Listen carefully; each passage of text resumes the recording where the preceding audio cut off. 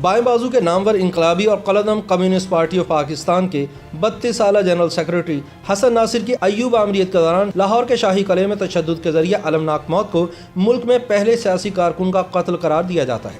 تاہم افسوس کہ 60 سال گزرنے کے باوجود ان کی لاش تک کا پتہ نہیں چل سکا، کیونکہ سرکاری حکام نے جسے حسن ناصر کی لاش قرار دیا تھا اسے ان کی والدہ نے اپنا بیٹا ماننے سے انکار کر دیا تھا۔ حسن ناصر معروف رئیس نواب محسن الملک کے نواسے تھے۔ قیام پاکستان کے بعد حسن ناصر دکن میں موجود اپنی تمام جائیداد بے زمین ہاریوں میں تقسیم کر کے پاکستان آ گئے اور پاکستان میں انقلاب کے لیے اپنی کوششیں تیز کر دی۔ وہ جلد ہی پاکستانی ریاست کے نوزائیدہ حکمران طبقے کے لیے ایک بہت بڑا خطرہ بن گئے، لہٰذا سن 1960 میں ایوب خان کے دور میں حکومت نے انہیں گرفتار کر کے لاہور کے شاہی قلعے میں طرح طرح کی اذیتیں دے کر موت کے گھاٹ اتار دیا اور بہانہ یہ بنایا کہ حسن ناصر نے خودکشی کی ہے۔ حسن ناصر کی پیدائش اگست سن 1928 میں ہوئی۔ ابتدائی تعلیم گرامر اسکول سے حاصل کی۔ زمانہ طالب علمی سے ہی وہ بہت اچھے مقرر تھے اور انہیں انگریزی زبان پر خاصا عبور حاصل تھا۔ حسن ناصر نے اعلیٰ تعلیم کے لیے آکسفورڈ یونیورسٹی جانا چاہا، لیکن ان کے والد نے کم سنی میں انہیں برطانیہ بھیجنا مناسب نہیں سمجھا اور ان کو کہا کہ BA کرنے کے بعد مزید تعلیم حاصل کرنے کے لیے بیرون ملک جا سکتے ہیں۔ مایوسی کے عالم میں حسن ناصر علی گڑھ انٹرمیڈیٹ کرنے چلے گئے۔ علی گڑھ کی دنیا ان کے لیے انوکھی رہی اور ان کا واسطہ بھانت بھانت کے لڑکوں سے پڑا۔ پھر وہ واپس آئے نظام کالج میں BA میں داخل ہو گئے۔ حسن ناصر کے اپنے سگے خالہ زاد بھائی کوکب دری سے گہرے تعلقات پیدا ہو گئے۔ کوکب کمیونسٹ خیالات رکھنے والے جوشیل جوان تھے۔ انہوں نے ناصر کو کارل مارکس کے نظریے سے متعارف کروایا اور کمیونسٹ لٹریچر پڑھنے کا شوق پیدا کیا، جس کے نتیجے میں ناصر نے کمیونسٹ فلسفہ اپنا لیا، تعلیم ترک کر دی اور گھر بار چھوڑ دیا۔ حسن ناصر حیدرآباد دکن اسٹوڈنٹ یونین سے وابستہ ہوئے اور مارچ سن 1942 میں سبھاش چندر بوس کی انڈین نیشنل آرمی کے رہنماؤں کی رہائی کے مطالبے پر طالب علموں کی ہڑتال میں بھی پیش تھے۔ انہوں نے آزاد ہند فوج کے سپاہیوں کی غیر مشروط رہائی کا مطالبہ کرتے ہوئے جامعہ عثمانیہ میں زبردست احتجاج بھی منظم کیا۔ اس کے بعد حسن ناصر ممبئی منتقل ہو گئے، جہاں وہ سجاد ظہیر سمیت دیگر کمیونسٹ قیادت کے ساتھ منسلک رہے۔ پاکستان کے قیام کے بعد انڈین کمیونسٹ پارٹی کی تنظیمی قیادت اور اس نظریے کے زیر اثر لکھاری اور شعراء پاکستان آ گئے تھے، جن میں سجاد ظہیر، سبط حسن اور ساحر لدھیانوی وغیرہ شامل تھے۔ سجاد ظہیر کے کہنے پر حسن ناصر پاکستان منتقل ہوئے۔ سن 1948 کے آخر اور سن 1949 کی ابتدا میں پورٹرز کی ہڑتال کے سلسلے میں پارٹی قیادت کو گرفتار کر لیا گیا اور حسن ناصر کو پارٹی کی تنظیمی ذمہ داریاں اٹھانا پڑی۔ انہوں نے روپوشی میں بھی سرگرمیاں جاری رکھی اور سندھ کی صوبائی کمیٹی کے سیکرٹری اور سینٹرل سیکرٹریٹ کے رکن بنا دیے گئے۔ سن 1948 میں کشمیر کے معاملے پر انڈیا سے جنگ کی قیادت کرنے والے پاکستان فوج کے میجر جنرل اکبر خان اور وزیر اعظم لیاقت علی خان کے درمیان اختلافات پیدا ہوئے۔ اکبر خان کمیونسٹ رہنما سجاد ظہیر اور شاعر فیض احمد فیض کے دوست تھے۔ جنرل اکبر پر ان کمیونسٹ رہنماؤں کے ساتھ مل کر حکومت کا تختہ الٹنے کا الزام عائد ہوا اور اسے راولپنڈی سازش کیس کا نام دیا گیا، جس میں جنرل اکبر، ان کی اہلیہ سجاد ظہیر اور فیض احمد فیض کے ساتھ حسن ناصر کو بھی گرفتار کر لیا گیا اور کمیونسٹ پارٹی کو قلعدم قرار دے دیا گیا۔ سن 1952 میں رہا ہونے کے بعد حسن ناصر پھر جماعت کی تنظیم سازی میں لگ گئے اور انہیں ایک بار پھر گرفتار کر لیا گیا اور بالآخر سن 1954 میں ملک بدر کر دیا گیا۔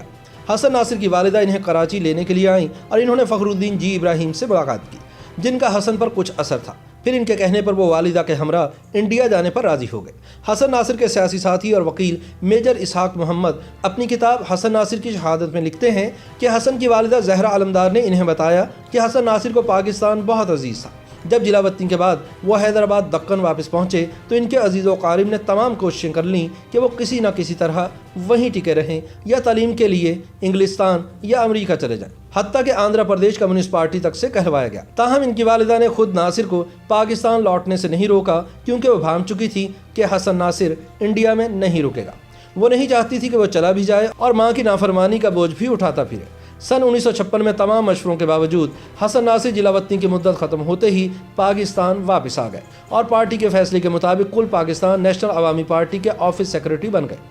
لیکن جب سن 1956 میں مارشل لاء لگا تو حسن ناصر کو ایک بار پھر روپوش ہونا پڑا۔ نومولود کمیونسٹ پارٹی آف پاکستان کے بانی رہنما سجاد ظہیر راولپنڈی سازش کیس میں رہائی کے بعد انڈیا واپس چلے گئے اور پھر نہیں لوٹے اور حسن ناصر ایک متحرک رہنما کے طور پر سامنے آئے، لیکن کچھ ہی عرصے بعد انہیں گرفتار کر لیا گیا۔ بعد ازاں پتہ چلا کہ کمیونسٹ پارٹی کے کچھ لوگ حکومت کے ایجنٹ بن گئے تھے۔ حسن ناصر کو کراچی میں ایک کامریڈ کے گھر سے آتے ہوئے گرفتار کیا گیا اور پھر انہیں لاہور قلعے میں منتقل کر دیا گیا۔ मेजर इसहाक मोहम्मद को 19 नवंबर सन 1960 को फैज़ अहमद फैज़ ने बताया कि हसन नासिर पर लाहौर के शाही कले में बेपनाह तशद्दुद की इत्तलात हैं। मेजर इसहाक अपनी किताब में लिखते हैं कि अयूब खान की फौजी हुकूमत को कायम हुए 3 बरस गुजर गए, वो लोग फिर जेलों में भर दिए गए। इस दफ़ा लाहौर कले की वहशतनाक जंदानों का मुंह देखा। 4-5 महीने बाद रिहाई हुई। इन्हें रिहा हुए थोड़े दिन ही गुजरे थे कि एक शाम माल रोड पर इन्हें लाहौर कले का एक वार्डर मिला, जिसने बताया कि कले में हमारे साथ का कोई नया कैदी आया था जो 2 दिन पहले फौत हो गया है।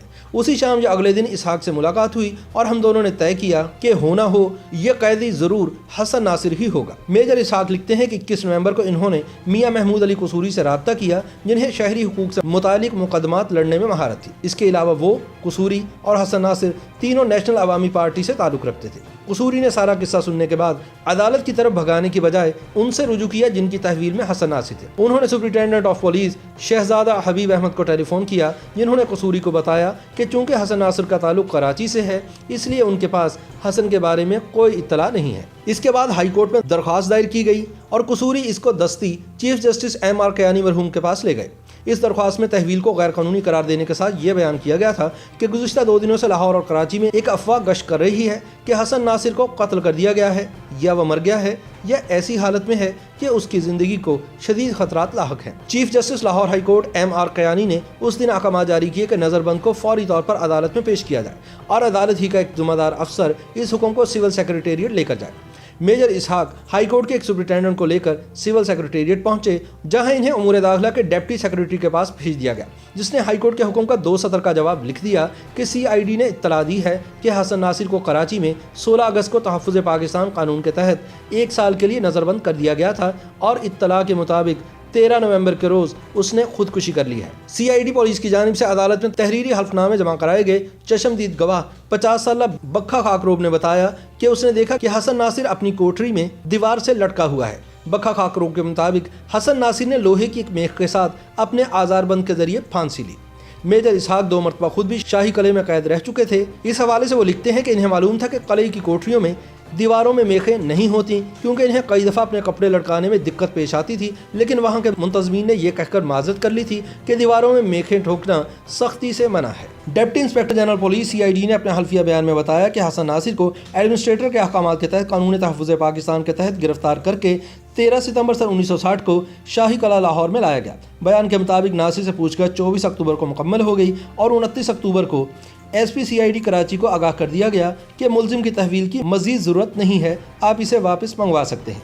बकौल इनके कले में कैद के दौरान हसन नासिर गमगीन और उदास रहने लगे थे। उन्होंने पूछताछ के दौरान अपने बहुत से दोस्तों और साथियों के बारे में इत्तला दे दी थी जो इनके साथ रूपोशी में मिलकर काम कर रहे थे।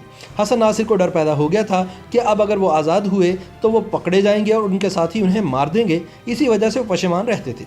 डिप्टी सेंट्रल इंटेलिजेंस अफसर एजाज हुसैन ने अपने हल्फनामे में बताया कि हसन नासिर कराची की कम्युनिस्ट पार्टी के सूबाई सदर थे। उससे वो तकरीबन 1 माह तक तफ्तीश करते रहे और वो नहायत हसास और काबिल जवान थे। उन्होंने इस वादे पर कि हम इसके शुरका को गिरफ्तार नहीं करेंगे अपने तमाम साथियों के पते और कार्रवाइयाँ बता दी।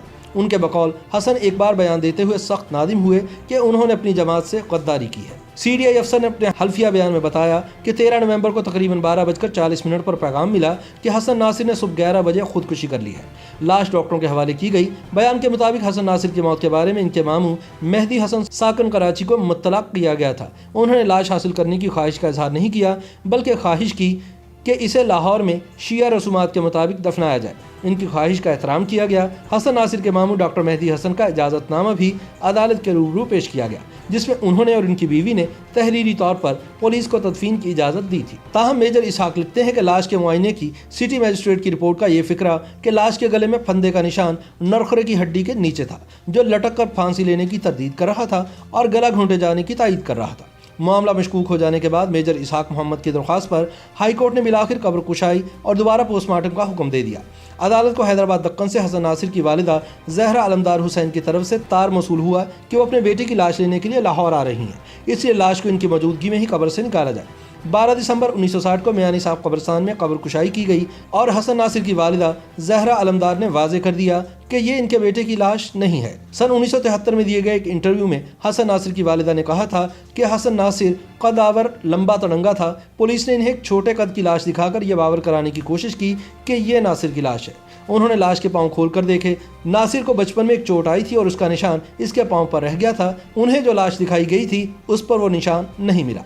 हसन नासिर की पुरअसरार मौत को 6 अशरे गुजर गए, मगर मुल्क के तूल अरसे शहरियों की गुमशुदगी, अकूबत खानों में तशद्दुद और लाशों की गुमशुदगी की शिकायत आज भी आती हैं। इनमें से सैकड़ों की किस्मत हसन नासिर जैसी थी, क्योंकि इनकी लाशों का भी आज दिन तक पता नहीं चल सका। YouTube पर गूगली न्यूज देखने के लिए youtube.com की सर्च बार में गूगली न्यूज टीवी टाइप करें। गूगली न्यूज के पेज पर सुर्ख रंग के सब्सक्रिप्शन वाले बटन पर क्लिक करना ना भूलिए। YouTube पेज पर अपलोड होने वाली वीडियोस से बाखबर रहने के लिए बेल आइकन पर क्लिक कीजिए। आपको हर नई वीडियो के बारे में नोटिफिकेशन मौसूल हो जाएगा।